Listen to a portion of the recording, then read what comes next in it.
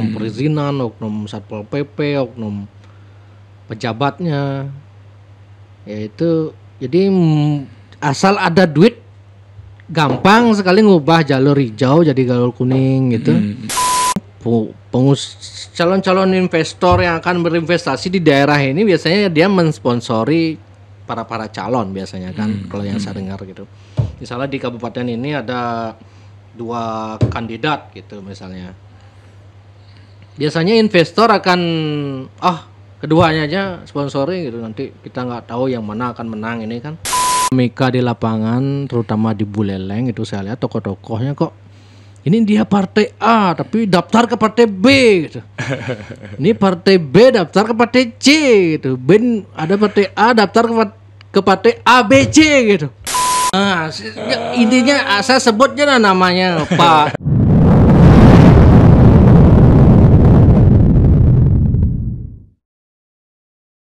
Om Swastiastu, beli gede, Suardana kembali. Nah, please, Tiang kembali dengan di Buleleng karena beli kan dari Buleleng. Tiang baca berita terakhir beli gede Suardana ini masuk atau daftar jadi ke Pilkada Buleleng lewat Partai Demokrat gitu ya. Misalnya karena beli memutuskan untuk ikut konstelasi, jadi saya akan sodorkan masalah konkret yang ada di Buleleng kan. Misalnya masalah bandara ini kan janji Prabowo Gibran akan ada bandara Buleleng gitu. Gimana perspektif beli terhadap itu? Ini sebetulnya kita lihat backgroundnya ya. Mulai isu ini kan sejak 2014.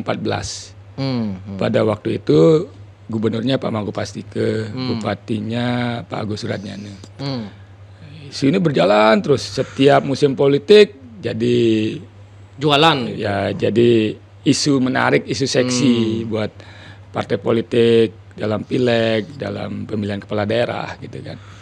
Nah, kemudian di terakhir-terakhir ini kan ada niatan untuk jalan, kemudian ada niatan untuk membatalkan atau menunda gitu kan, yang kita lihat di media. Nah, saya pikir kalau tujuannya kita untuk pemerataan, saya pikir bandara itu perlu, tapi dengan kajian yang matang. Misalnya, apakah bandara Ngurah Rai ini cukup untuk menampung? Kalau tidak dirasa cukup, kemudian faktanya kemarin banyak yang terlantar, dan itu akan membuat citra Bali tidak bagus, why not? Untuk bisa dibuka bandara baru di Bali Utara. Gitu kan? Untuk mengantisipasi kejenuhan di Bandara Ngurah Rai. Supaya bisa dialihkan ke Bali Utara. Kemudian ada yang mengatakan itu harus ditunda atau dibatalkan karena nanti akan dieksploitasi untuk kepentingan pariwisata, untuk kepentingan investor saja, dan juga bisa akan merusak budaya dan alam Bali. Nah, kita lihat sekarang posisinya. Sebelum ada Bandara Bali Utara, kita lihat posisi Bali sekarang. Dengan makin pesatnya pariwisata, persoalan itu kan juga ada juga. Kan gitu. Persoalan-persoalan sekarang nih, ada yang banyak-banyak viral ini. Ada atau tidak ada Bandara Bali Utara, kalau kita tidak mau dan tidak punya komitmen untuk menjaga alam, menjaga budaya, sama juga. Kan begitu.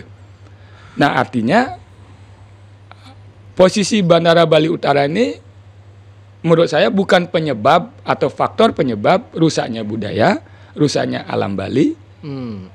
Karena sebelum ada itu sekarang, Bali kan sudah mulai bopeng istilahnya ya. Ada budayanya ada yang mulai tergerus, alamnya sudah mulai banyak yang rusak, kemudian kenyamanan pariwisata juga tidak begitu nyaman karena kemacetan, karena sampah gitu kan. Artinya itu bukan penyebab. Artinya begini, kalau kita ingin melakukan pemerataan pembangunan antara Bali Utara dan Bali Selatan, perlu ada terobosan tertentu dalam bidang infrastruktur yang mampu mengatrol ekonomi di Buleleng. Nah, sebelum itu terwujud, apa yang kita lakukan? Infrastruktur pendukungnya kalau bisa diwujudkan lebih awal, ayo wujudkan. Misalnya shortcut Ya kan? Kemudian kalau misalnya ada jalan tol misalnya, ayo kita pelan-pelan nih, tapi harus terplanning pasti. Ya kan? Misalnya bangun Bandara Bali Utara lagi 5 tahun, yang sekarang kita siapkan nih infrastruktur pendukungnya, gitu kan? Nah, kalau saya lebih pada mengkaji seperti itu, tidak plek ketiplek, ya atau tidak gitu, mendukung atau tidak mendukung gitu. Karena kan begini, bandara ini kan bagian dari proyek strategis nasional. Artinya itu peran pemerintah pusat sangat besar. Tidak bisa berdiri sendiri. Nah, kita masyarakat Bali, masyarakat Buleleng lah harus meyakinkan kepada pemerintah. Jika kekhawatiran pemerintah atau tokoh-tokoh bangsa kita bahwa jika ada bandara Bali Utara akan merusak alam, merusak budaya dan sebagainya, yakinkan dong mereka bahwa tanpa ada bandara di Bali Utara atau dengan ada bandara Bali Utara, alam ini kita jaga, budaya ini kita lestarikan. Yakinkan itu kan begitu. Kalau kita bisa meyakinkan, why not kita bangun dengan didahului infrastruktur yang lain supaya tidak mubazir. Kasihan misalnya bangun bandara tidak ada penumpang dan sebagainya. Karena begini Win, sekarang ini Buleleng sama Bali Utara, Bali Selatan jomplang. Contoh lah, PAD aja dan APBD. Buleleng sama Badung misalnya, kita bikin komparasi nih. Kita ingin Buleleng bisa mengejar ketertinggalan. Kita ingin Buleleng setara lagi dengan Badung, dengan Bali Selatan. Seperti Buleleng zaman dulu, punya pelabuhan, punya pusat pemerintahan gitu kan. Rakyatnya makmur, ekspor dari situ, dari pelabuhan gitu kan. Kita ingin seperti itu. Nah, sekarang kita tengok nih APBD-nya. APBD Badung 2024 kurang lebih hampir 9 triliun. Gila. Buleleng 2,2 triliun kalau tidak salah. Jauh sekali ya. PAD-nya Badung hampir 7,5 triliun. Buleleng PAD-nya hampir 500 miliar. Jumlah penduduknya lebih banyak, nah wilayahnya lebih luas. Gimana mau membangun Buleleng kalau posisinya seperti itu?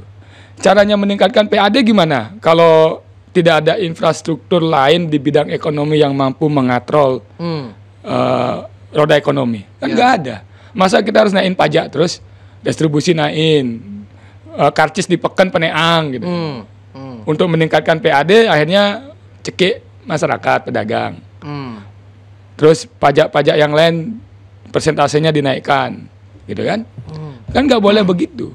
Iya. Mengejar PAD jangan mencekik masyarakat. Nah, supaya tidak terjadi seperti itu harus ada sumber lain.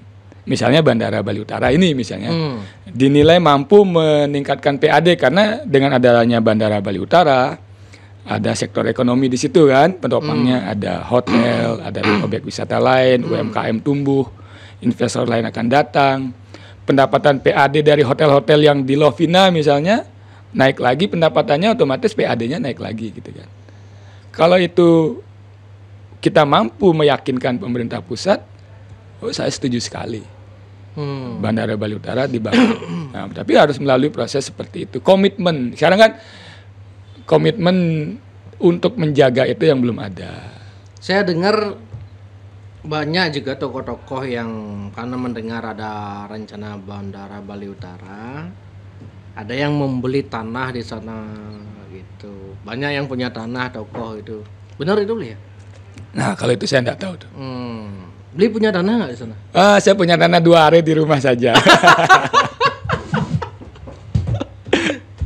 Kayaknya bahkan tokoh-tokoh dari luar Buleleng ada yang beli tanah di sana, saya dengar. Gitu. Benar apa enggak? Makanya saya nggak berani nyebut nama itu.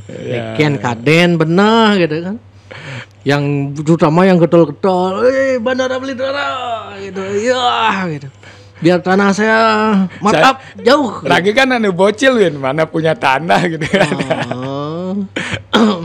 Bisa bikin rumah, sekolah anak udah cukup kan. Jadi artinya begini, kalau misalnya saya nanti dipercaya gitu misalnya nih, sekarang aja lah. Artinya kan konflik of interest itu nggak ada saya. Nggak punya konflik kepentingan. Nggak punya konflik kepentingan dalam kebijakan itu. Artinya lempeng aja. Kalau ini memang secara gini loh, kalau kebijakan itu misalnya kalau Bandara Bali Utara itu ya, saya sederhananya memandang kebijakan itu harus simple, logik dan bisa diwujudkan. Nah, gitu aja. Sekarang bisa diwujudkan nggak secara teknis? Oh bisa. Bisa diwujudkan nggak secara dampak lingkungan? Bisa dijaga nggak? Oh bisa. Terus setelah dibangun dampak multi efeknya bagus nggak dari sisi ekonomi? Oh bagus. Logik dan bisa diwujudkan. Kalau memenuhi unsur itu ya dijalankan. Misalnya, tapi kalau sudah nggak logik, nggak bisa diwujudkan, ngapain bikin kebijakan yang aneh-aneh gitu kan? Tren dari pemerintahan di Bali, terutama di Sarbagita, kan saya dapat banyak bocoran itu dari pengusaha gitu, Bli. Jadi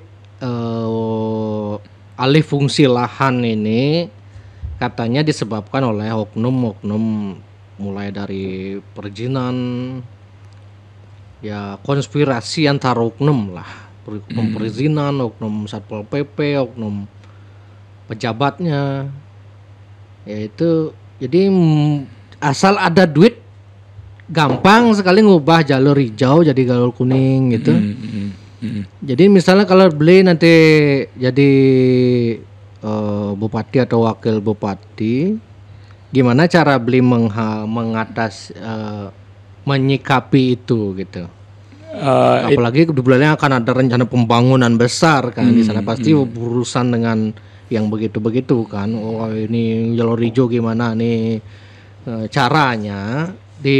Menurut informasi yang saya terima itu permainannya kan ini di kawasan ini ada jalur hijau sekian. Oh dia ada membangun di sini.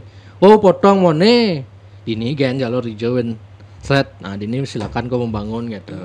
Mayah ke oknum sekian satu are per are itu 30 juta 40 juta gitu untuk bisa mengubah ini gitu.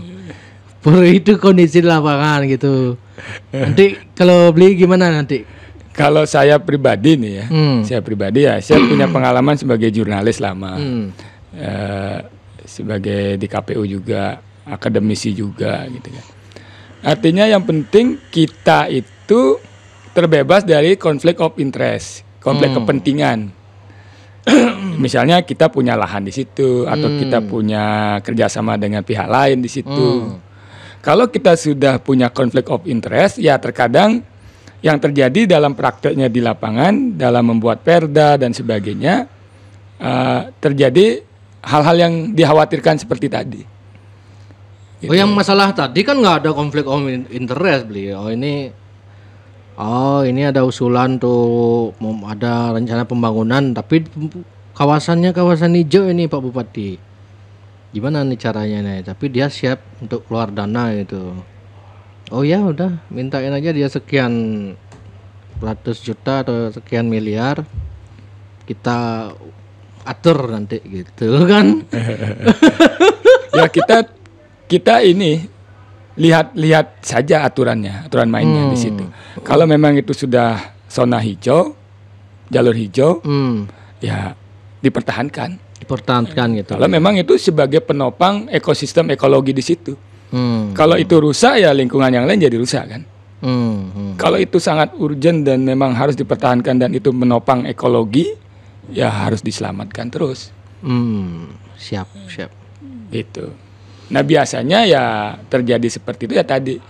Ada istilahnya konflik of interest dalam sebuah pengambilan kebijakan. Misalnya dia punya saham di situ, dia punya rekanan di situ, atau yang gitu-gitu kayaknya ya.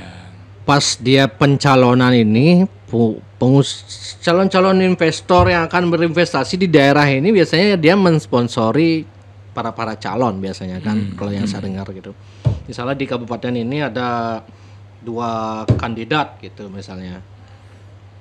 Biasanya investor akan keduanya aja sponsori gitu, nanti kita nggak tahu yang mana akan menang ini kan. Oh bang sponsor sekian miliar, ini sekian miliar, yang mana potensinya besar terpilih gedeanan sponsornya, yang mana ini potensi kedua Ini misalnya lu sponsor, ini 2 gitu. Kan permainannya begitu kan. Nanti ketika dia sudah menjabat, ini misalnya menjabat, ini pengusahanya minta, "Oh, Pak, saya minta membangun di sini," gitu. "Oh, kita dulu kan udah sponsori, Pak. Itu mohonlah dibantu." Itu maksud beli konflik interestnya. Tapi gimana caranya ini menang kalau dia kekurangan duit gitu? Nah gini, sementara politik kita penuh dengan duit katanya sekarang kan? Oh, iya. Ya ini kita balik lagi ke integritas ya, integritas dan komitmen kita. Kita datang ke perhelatan ini hanya sekedar untuk berkuasa atau untuk melayani masyarakat. Nah, kalau kita untuk melayani masyarakat ya ikhtiar aja di situ. Maka nanti dalam pengambilan kebijakan dia bisa sesuai dengan regulasi, sesuai dengan aturan, tanpa ada konflik of interest dalam pengambilan kebijakan. Jadi tergantung niat dan integritas dari masing-masing calon. Kalau saya pribadi, saya ikhtiarkan seperti itu. Apalagi di Buleleng, akan ada pembangunan, investor yang akan membangun besar di sana. Pasti calon-calon kandidat ini pasti banyak dapat sponsor ini, gitu kan? Udah ada dihubungi oleh sponsor. Daftar yang baru. Ada beli saudara mendaftar dulu biar dilirik oleh sponsor gitu, gitu. Investor yang akan membangun bandara ini. Nanti dekati nih. Ini diundang nih di podcast di mana-mana ini, perlu diperhitungkan nih orang ini gitu. Ya, secara prinsip kita harus ikhtiar itu aja sebetulnya. Ikhtiar. Tujuannya apa? Tujuannya untuk masyarakat. Kalau tujuannya untuk masyarakat ya ikhtiar di situ, gitu kan. Balik ke integritas masing-masing saja. Kalau boleh tahu, ada nggak investor yang membangun bandara Bali Utara ini yang sudah mendekati calon-calon tokoh-tokoh di Buleleng? Wah, nggak tahu saya. Nggak tahu ya. Ya isu ini kan kita tahu di media saja. Kita menganalisa, mengkaji gitu kan. Mika di lapangan, terutama di Buleleng itu saya lihat tokoh-tokohnya kok ini dia partai A tapi daftar ke partai B gitu. Ini partai B daftar ke partai C gitu. Ben ada partai A daftar ke partai A B C gitu. Niki, saya yang mantan jurnalis 6 tahun aja masih nggak paham ini beli. Apalagi saya mikir anak-anak SMA yang udah punya hak pilih, orang-orang anak muda itu cek apa ya nak tahu. Makanya nah misalnya itu beli mungkin ketidakpahaman tiang mau tanya ke beli langsung sekarang sebenarnya proses apa sih sekarang ini beli? Kita mulai dari awal nih ya, dari ketidakpahamannya Bro Erwin dan mungkin masyarakat Bali yang sekarang ini sedang menanti proses pilkada serentak se-Indonesia. Bali 9 kabupaten kota, 1 provinsi, itu kan sudah rame. Yang kemarin rame provinsi, pemilihan gubernur, sudah isunya banyak sekali. Sekarang udah mulai lagi di kabupaten gitu kan. Nah hari ini sebetulnya kalau kita melihat dari sisi tahapan, karena saya dulu ketua KPU, paham ya, dari sisi tahapan, proses pendaftaran itu di akhir Agustus 2024. Nah sekarang KPU proses pendaftaran ke KPU proses pendaftaran ke KPU. Resmi sudah kandidat yang diusung oleh partai politik atau koalisi partai politik. Itu di akhir Agustus. Kandidat yang sudah pasti kan? Sudah dapat rekomendasi dari partai politik atau termasuk pilgubnya. Semua se-Indonesia. Serentak pokoknya. Akhir Agustus berarti. Berarti lagi sekarang sudah akhir Mei, Juni, Juli, 3 bulan lagi ya kesempatannya. Kemudian daftar penetapannya akhir September. Dan baru pemilihannya akhir November. Sekarang ini KPU sudah launching nih pilkada serentak se-Indonesia. Nah, partai politik juga sudah mulai berproses. Nah, yang Bro Erwin bingungkan itu proses sekarang ini apa sih, gitu kan? Nah, intinya saya sebutnya namanya Pak teman saya dari Buleleng, Pak Dewo Sukrawan daftar ke, beliau dulu PDI kan, dipecat PDI, sekarang daftar ke PDI. Padahal beliau Demokrat, daftar ke Nasdem. Pak Sugawo Kori, ketua Golkar di Bali, marah daftar ke Partai Nasdem. Ini perspektif orang awam kan, ini kayaknya yang percaya diri kok. Apa nggak dicalonkan sama DPP di pusat untuk jadi Bupati Buleleng sehingga dia ngambil kemudian daftar ke partai lain. Perspektif orang awam ya seperti itu, Bli. Wah, loncat sana, loncat sini demi mengejar sebuah jabatan gitu. Perspektif orang yang awam gitu.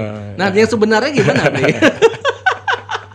Ya, tidak bisa disalahkan juga kan asumsi publik seperti itu, tetapi ya perlu kita berikanlah edukasi.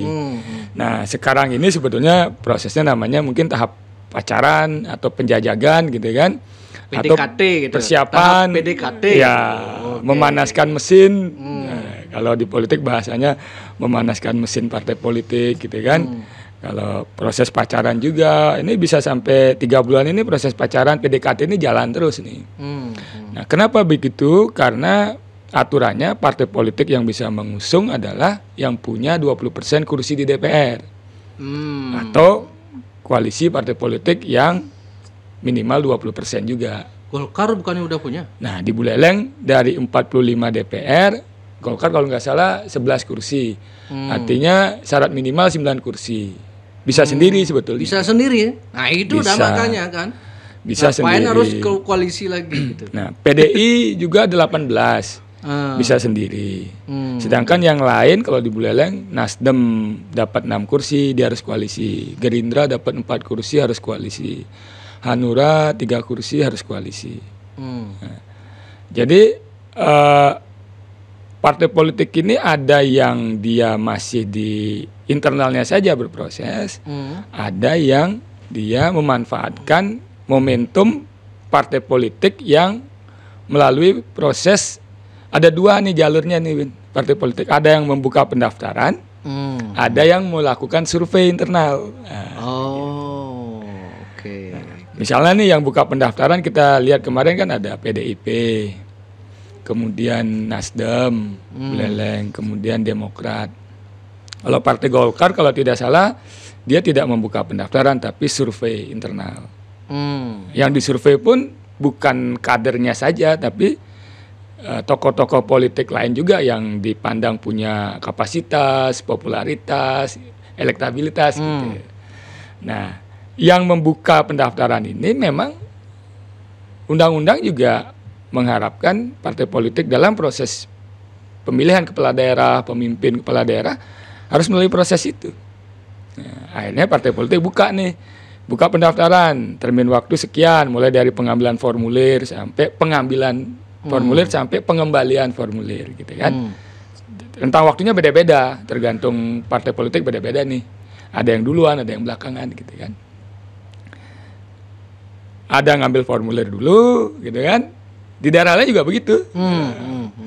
Ada ngambil formulir, setelah itu baru balikin. Nah, itu udah jadi berita kan. Nah, di Buleleng lah kita ambil contoh yang lebih dinamis. Kalau kabupaten lain saya belum mencermati banyak ya. Lebih dinamis. Jadi karena partai politik itu membuka pendaftaran yang sifatnya terbuka. Nah, karena terbuka siapa aja boleh. Termasuk warga yang non partai ya? Ya, termasuk boleh. Masyarakat juga boleh. Saya juga sebagai pribadi bisa daftar juga. Nah, karena itu terbuka, jadi tokoh politik yang ingin membangun komunikasi, dia bisa daftar di satu tempat, bisa daftar di beberapa tempat partai. Karena sifatnya terbuka, gitu kan? Jadi misalnya dalam satu partai ada kadernya, ada dari luar, atau ada dari kader partai lain. Itu yang terjadi ini di Buleleng kan, yang seperti Bro Erwin sampaikan itu. Nah, makanya ada satu tokoh ini daftarnya, padahal dia kader di partai A, daftarnya ke B, C, D. Nah, ada begitu kan? Karena sifatnya terbuka. Nah, setelah daftar semua, baru nanti diseleksi. Mereka punya tim, mungkin namanya Bapilu atau tim 9, tim 8, tim 7 yang menggodok ini, yang daftar ini. Diceklah kemudian kapasitasnya. Nih mumpuni nggak, punya kemampuan nggak, punya pengalaman nggak, kan gitu di bidang politik, bidang pemerintahan, gitu kan, bidang sosial segala macam. Popularitasnya kira-kira tinggi apa rendah, gitu.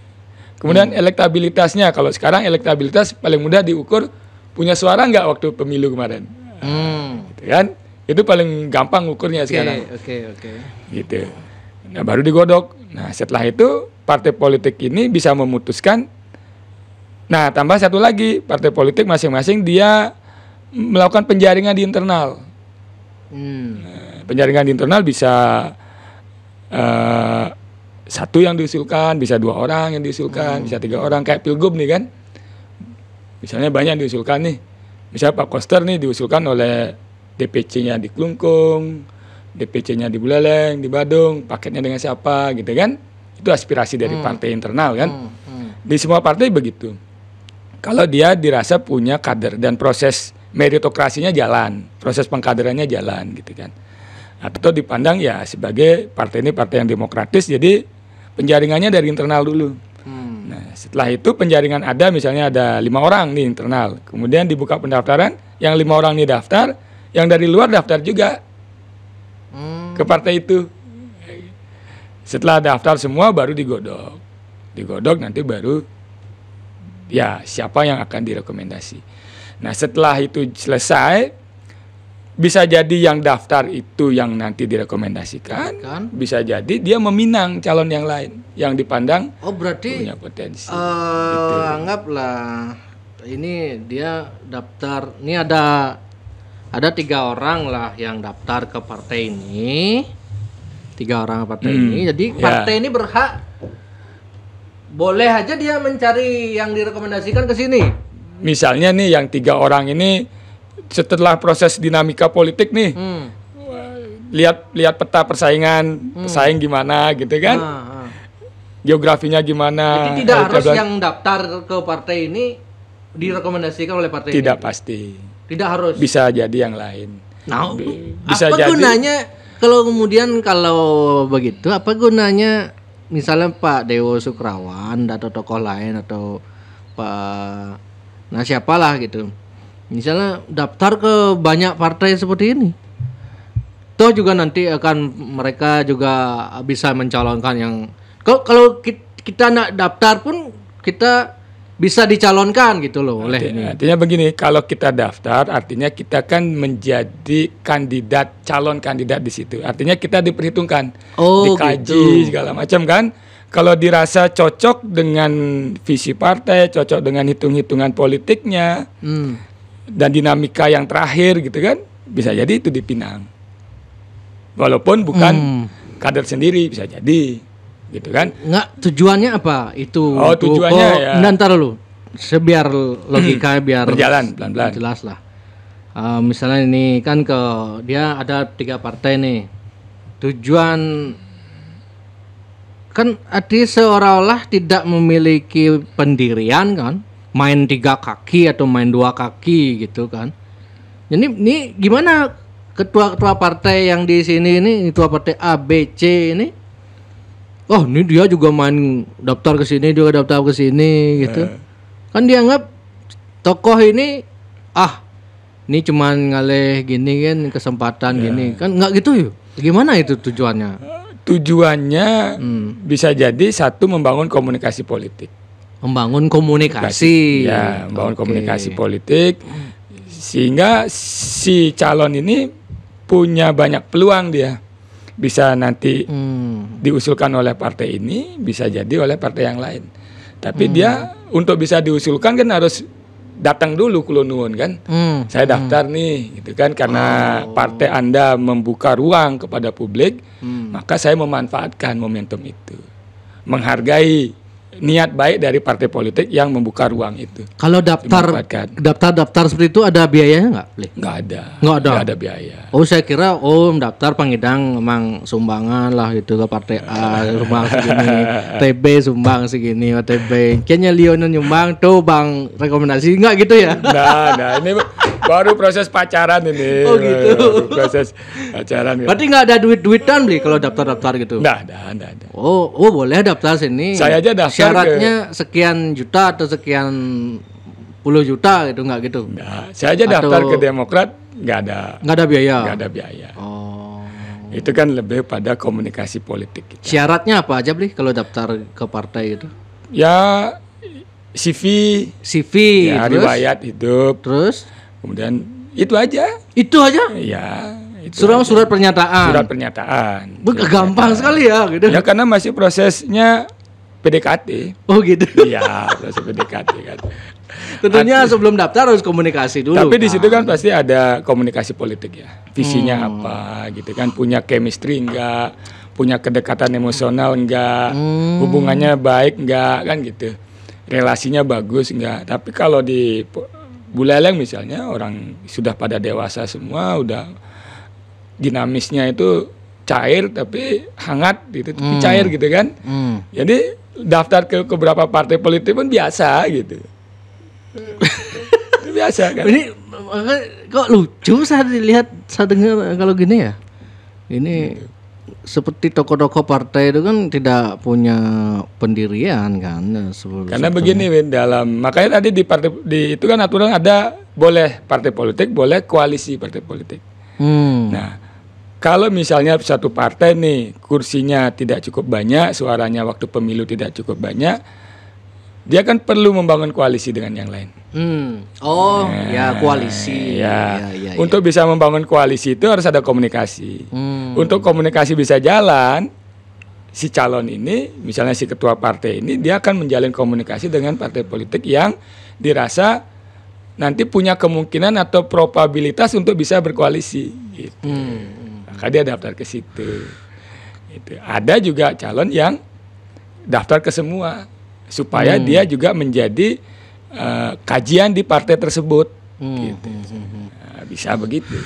Mungkin ada juga tujuan untuk membangun sebuah gimmick atau biar seru gitu, mungkin ada gitu. Ya, biar itu kan dampak bonusnya tuh. Bonusnya. Pemberitaan dapat, popularitas dapat, perbincangan dapat kan begitu. Ya. Karena apa yang tidak normal pasti jadi berita kan. Iya. Ini kok bisa gini? Kok bisa itu ya ada di berita. Iya. Adi bisa gitu. Dan saya pun nanti akan begitu, Win. Iya. Kemarin daftar di Demokrat sebagai pribadi nih. Beliau akan gitu juga. Akan membangun komunikasi juga. Komunikasi lintas partai. Daftar ke Nasdem, PDI juga nih. Akan komunikasi ke PDI, akan komunikasi ke Nasdem, komunikasi ke Gerindra. PDI kan udah jelas, udah kebanyakan itu gini. Pak siapa itu udah banyak lah gini. Ya. Masa mau masuk ke PDI lagi gitu. Kita kan bisa aja, karena ruang itu ada dimanfaatkan. Kecuali ruang itu tertutup ya kita nggak bisa masuk kan. Karena ruang itu ada, kita menghormati partai politik itu juga. Itu penghormatan kepada partai politik yang bersangkutan. Kenapa harus ada narasi daftar? Kenapa nggak komunikasi biasa aja gitu? Kenapa harus daftar? Toh juga kalau nggak daftar secara resmi juga bisa dicalonkan gitu kan? Istilahnya ada yang dipinang nanti. Oh dipinang. Ada juga nanti kan suatu saat mungkin ada tiba-tiba nih calon yang popularitasnya langsung tinggi nih, atau karena satu hal dan lain hal kan, atau dari orang daerah setempat tapi tinggal lama di luar daerah, tiba-tiba dipandang cocok nih, punya elektabilitas, kapasitas, popularitas, ya bisa jadi dia dipinang gitu. Bisa jadi begitu, makanya proses ini cair, ada yang melalui proses daftar, ada melalui proses survei, ada melalui proses bisa jadi nanti dipinang gitu. Kan? Nah, jadi prosesnya sangat cair sekali dan itu akan berdampak baik sebetulnya, Win. Baik terhadap proses demokrasi ke depannya. Karena dia dari awal cair dan dinamis dan komunikatif semua kan. Nanti setelah setelah didaftarkan ke KPU, proses pemilihan jalan kan tensinya nggak terlalu tinggi. Masyarakat jadi tenang memilih. Pilihannya bisa jadi Tapi, banyak. Ya, menurut perspektif yang generasi muda lucu kelihatan seperti yang dia bilang tadi. Jadi seperti partai itu tidak punya ideologi. Ya memang sih zaman sekarang emang ngomongin ideologi partai kan udah nggak ada itu ya. Ini bagian dari strategi aja sebetulnya. Jadi sebetulnya partai ini cuman jadi alat kendaraan, formalitas kendaraan tok jadinya gitu loh. Misalnya kan ini tokoh si A ini sebenarnya nggak cocok sama gini, saya ini vibrasinya kan saya yang ditolak. Boleh nggak partai menolak pendaftaran? Ada yang ingin daftar ditolak gitu. Enggak, boleh? Nggak boleh. Bukannya nggak boleh, bukannya tidak boleh gitu, Bu. Bahasanya bukan tidak boleh. Terus Secara etik, karena dia membuka pendaftaran untuk umum, siapapun yang datang pasti diterima. Gitu. Karena sifatnya terbuka. Beda misalnya di awal penjaringan internal ya, itu kita dari luar nggak boleh ngaduk-ngaduk ke situ kan. Tapi begitu dibuka untuk umum, karena dia sudah membuka untuk umum, ada yang datang ya harus diterima secara etik gitu ya. apakah pembukaan pendaftaran itu bagian dari prosedur dari KPU atau tidak? Tidak, bukan bagian dari berarti KPU. partai boleh membuka pendaftaran, boleh juga tidak? Boleh tidak dalam artian dia melakukan proses yang lain. Oh gitu. Seperti misalnya kalau tidak salah nih ya, yang buka pendaftaran PDI Perjuangan, Nasdem, Demokrat. Yang melakukan survei kalau tidak salah Golkar. Nah surveinya pun tidak hanya kadernya sendiri, dari luar juga bisa dimasukkan dalam survei internalnya mereka untuk mengecek popularitas dan elektabilitasnya. Siap. Gitu. Nanti kalau sudah ketemu baru komunikasi lagi, bisa jadi berubah-berubah tuh di dalam tuh. Gitu. Oke. Karena kan harus koalisi partai lain, bagaimana penawarannya, yang diajukan siapa, apakah calon bupati yang dibawa atau calon wakil bupati, ada chemistry nggak calonnya gitu kan, ada kedekatan nggak, ada hubungan yang baik nggak, bisa jalan nggak ke depan gitu. Berarti dapat saya simpulkan ini semacam konspirasi koalisi untuk melawan PDIP itulah istilahnya ya. Partai penguasa di Bali gitu ya. Gimana membangun komunikasi, strategi mengeroyok partai banteng di Bali gitu katanya. Strategi partai politik itu kan bisa bermacam-macam. Macam-macam. Ya, gitu. bisa bermacam-macam. Tujuannya ya satu, biar bisa mengusung, biar bisa membangun koalisi, dan biar bisa memenangkan pilkada. Tujuan pasti menang kan. Ya.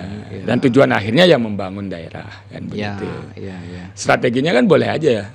Beli kenapa kan beli kalah di DPD dulu.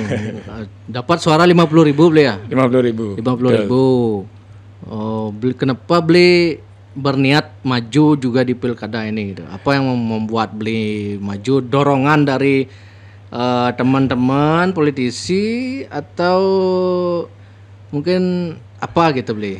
Kalau pemilu kemarin DPD itu lebih kepada keinginan sendiri. Keinginan sendiri. Ya, karena satu ingin mengasah intuisi di politik gitu kan, mempraktekkan pengalaman sebagai ketua KPU. Yang tarung kan si asannya gitu. Dan di wasit bisa. Yang tarung ya kan asannya gitu kan. Akhirnya berjalan. Nah, kalau dalam pilkada ini lebih kepada banyak dorongan teman-teman. Oh, teman-teman. Ya, teman-teman, kemudian konstituen kemarin yang sudah memilih gitu kan. Buleleng itu hampir 23.000 suara di Buleleng. Dan hampir di setiap desa ada. Mereka komunikasi masih jalan. Teman-teman di organisasi juga. Dan terakhir, peta terakhir nih, peraturan oleh KPU mengenai syarat pencalonan itu, bahwa caleg terpilih baik dari DPRD Kabupaten, DPRD Provinsi, DPR RI, DPD RI harus mundur jika maju dalam pilkada dalam rapat antara KPU dan Komisi 2. Nah, setelah di situ tim ini menimbang nih, kalau begini sepertinya calon terpilih baik DPD, DPR sampai di tingkat kabupaten mereka akan mulai berhitung nih.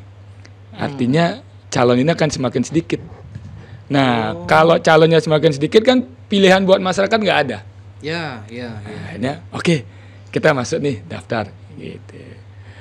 Akhirnya komunikasi jalan, saya komunikasi dengan Bu Ketua, Bu Luhde Heriani. Bu Ketua, masih ada pendaftarannya masih buka nggak? Atau udah ditutup? Karena masih, ya komunikasi saya dengan Bu Ketua juga baik. Nah inilah contoh kan Win, komunikasi saya dengan semua partai politik itu baik. Baik saya sebagai Ketua KPU dulu, kemudian saya maju DPD, hampir dengan semua partai politik saya komunikasinya baik. Nah kemarin komunikasi sama Bu Ketua. Nah karena komunikasi baik itulah kita bisa. Kalau komunikasi nggak bagus kan nggak bisa. Oh gitu. Mau nggak mau kita harus komunikasi sebelum daftar kan. Komunikasi pribadi dulu. Ya komunikasi pribadi. Artinya kalau komunikasi kita baik kan enak jadinya. Bisa daftar ke situ. Nah akhirnya memutuskan buat daftar ke Partai Demokrat di hari terakhir itu. Di hari terakhir saya komunikasi dengan Bu Ketua, Pak Gede nanti bisa hari Sabtu datang. Kemarin ya, hari Sabtu datang jam sekian. Saya datang ke situ, beberapa menit kemudiannya datang nih Pak Sigokori juga dan timnya. Itu sudah di planning? Enggak. Oh enggak? Enggak tahu juga siapa yang datang. Oh. Di hari itu enggak tahu juga. Oke. Saya datang di situ udah duluan ngobrol sama Bu Ketua, tiba-tiba datang Pak Ketua DPD, Pak Sigokori, senior saya, bersama lengkap nih pengurus DPD Bali, DPD Kabupaten Bulelengnya, dan fraksinya, dan caleg-caleg yang terpilih kemarin lengkap untuk daftar ke Demokrat. Nah, Pak Sigokori daftar sebagai bakal calon bupati, saya daftar ke Demokrat sebagai bakal calon wakil bupati. Ini gitu. Masalahnya teman saya ini satu ini kok wakil itu beli tahu ban serep kan. Makanya waktu gimmick Giri Prasto saya wakil gitu kan, gue langsung jerit gitu, wah mending pilih lawannya gitu, nggak jadi dukung Giri Prasto gitu kan. Beli nggak membaca itu jadi wakil cuman jadi ban serep gini, mana menurut beli itu? Kenapa nggak pada daftar cabub calon bupatinya gitu? Kenapa calon wakilnya gitu? Sebelumnya itu kan pendaftaran di beberapa partai udah jalan, bahkan ada yang udah tutup. Oh gitu. Seperti PDI udah tutup, Nasdem udah tutup. Saya lihat semua daftar sebagai calon bupati. Calon bupati semua. Ya, misalnya Pak Sigokori ke beberapa partai daftar sebagai calon bupati, selain diusung oleh partainya beliau sendiri kan. Kemudian Pak Dewa Sukrawan daftar sebagai bakal calon bupati di beberapa partai. Ini saya lihat yang wakil belum ada yang daftar nih, gitu kan. Itu satu. Secara strategi ya, karena belum ada ya, saya masuk ke yang kosong nih. Yang kosong mana? Bakal calon wakil bupati. Makanya saya dari awal sudah meniatkan diri akan daftar sebagai bakal calon wakil bupati ke partai politik yang membuka pendaftaran. Kenapa nggak ke calon bupatinya juga gitu? Nah, maksud ini saya. Strategi berikutnya yang daftar sebagai calon bupati itu adalah senior semua nih. Oh senior. Beli nggak enak sama seniornya gitu? Bukan nggak enak. Artinya mereka senior, pengalamannya banyak, gitu kan. Ada yang pengalaman di DPR, pengalaman di eksekutif, ada yang punya pengalaman di organisasi partai politik juga, ada yang pernah jadi ketua DPR, gitu kan, ketua partai dan sebagainya. Korea lah semua. Iya. Nggak berani melangkahi Korea gitu nih. Artinya begini. Itu Bambang Pacul ya. Bambang Pacul, kata Bambang Pacul kan. Artinya begini, stok untuk bakal calon bupati udah banyak, dan mereka punya kapasitas. Oke. Dan mereka punya kapasitas. Nah, tadi kan hitungannya belum ada. Oke. Nah, yang kedua senioritas, yang ketiga kemampuan, yang keempat adalah saya ingin melengkapi. Gitu kan, melengkapi kalau misalnya kepemimpinan itu dalam satu daerah. Kalau semua misalnya senior dan masa jabatannya berbarengan, begitu masa jabatannya berakhir, misalnya 2 periode misalnya berakhir berbarengan, kan semua mulai dari start dari nol lagi. Kayak Buleleng nih. Kemarin Pak Agus Rahardian sama Pak Sudjidre berpaketan 2 kali, 2 periode. Betul. Bupati dan wakil bupati. Begitu selesai, habis nih semua. Nah, program-program pembangunan ini siapa yang melanjutkan? Calon yang baru. Bisa jalan apa enggak? Terus mereka sudah paham tidak? Ada regenerasi kepemimpinan tidak di situ dalam satu daerah itu? Nah, ya saya berpikirnya begini. Baiknya kepemimpinan di sebuah daerah di sekarang ini kombinasi itu menarik, kombinasi senior dan muda. Orang Pilpres saja kemarin kombinasinya Prabowo senior dan Gibran kan usia yang 70-an dan 36. Tidak bisa baru ujung-ujung langsung jas gitu. Nah, itu juga nanti dia akan diganggu sama Korea-Korea ini. Kita jahil ini orang ini bocil-bocil ini. Mereka kan ketua partai, Win. Iya. Punya partai, punya mesin, punya mesin politik. Kalau saya masih pribadi nih daftar. Kalau dari awal daftar calon bupati, seperti Erwin bilang, baru daftar Korea gitu. Uya ada yang Korea. Baru daftar mau tuncapin langsung gitu. Artinya kita masuk ke gelanggang yang persaingannya ketat. Tapi begini, misalnya yang daftar ini, dia daftar calon bupati. Tapi kan partai bebas dia mencalonkan dia jadi bupati atau wakil kan. Meskipun beli daftar sebagai wakil, tapi tidak menutup kemungkinan beli bisa juga dicalonkan bupati kan. Dinamika politik kan. Bisa gitu. Politik itu kan segala kemungkinan. Bisa. Oh. Bisa. Oh gitu. Berarti Bisa beli terjadi. cuman meredam serangan aja berarti ini. Ya ini kan bagian dari kita ini kan bocil-bocil ini harus pinter gini. Pinter mainnya gitu. kan. Jangan ngelawan arus dulu. Harusnya kan kenceng di atas tuh. Nah, karena gini Win, saya melihat kemarin yang daftar calon bupati kan ada Bung Sugokori, ada Pak Dewa Sukrawan. Kemudian kalau di internal PDI banyak lagi, ada Pak Sudjidre, ada Pak Supriyatne, Pak Rohineng, dokter. Ya, Pak Dokter Caput, Sedana Putra. Itu kolamnya kan penuh tuh, hiu semua tuh kan gitu. Nah, kita nih yang bocil belum ada yang daftar Cawabub nih. Masuklah ke Cawabub gitu kan. Artinya seperti Erwin itu, begitu kita masuk ke Cawabub, bukannya diterkam malah disambut baik gitu. Oke, siap. Oh, kau tahu diri kau juga ya. Oh, sini gitu. Marah-marah bawa tegas sama aku. Ini serang gitu. Serang gitu. Artinya gini Win, itu bagian dari strategi. Tapi kalau kita dalam kepemimpinan, pemerintahan itu, wakil ini kan bisa melengkapi. Bisa jadi teman diskusi, bisa jadi teman berdebat dalam mengambil kebijakan. Kalau beda usia juga menjangkau, bikin kebijakan untuk menjangkau Gen Z, Gen milenial itu kan bisa dengan kita banyak diskusi kan. Kalau baby boomers ini yang calon bupati semua termasuk kelompok baby boomers semua. Misalnya Pak Sugokori umur 67, kalau tidak salah ya. Pak Sudjidre umur 60 tahun. Pak Supit umur sekitar 55, 56. Saya umur 44. Artinya untuk bisa dekat dengan kaum milenial itu kan saya. Sulit. Kalau mereka agak sulit kan. Nah, dengan saya ada di situ di usia 44 lebih dekat lah. Artinya itu bisa berjalan. Kemudian dalam kepemimpinan kita bisa melengkapi. Bisa melengkapi. Bukannya ban serep, tapi bisa melengkapi walaupun kebijakan itu sepenuhnya menjadi hak prerogatif bupati atau gubernur. Wakil itu tidak bisa mengambil kebijakan gitu ya, kecuali dilimpahkan atau dimandatkan gitu. Tapi kan kita bisa mengambil peran lain. Misalnya saya nih, misalnya contoh nanti Pak Bupati mengambil kebijakan pendidikan misalnya. Oke, buat kebijakan, diskusi dengan DPR, dibuatkanlah kebijakan Perda.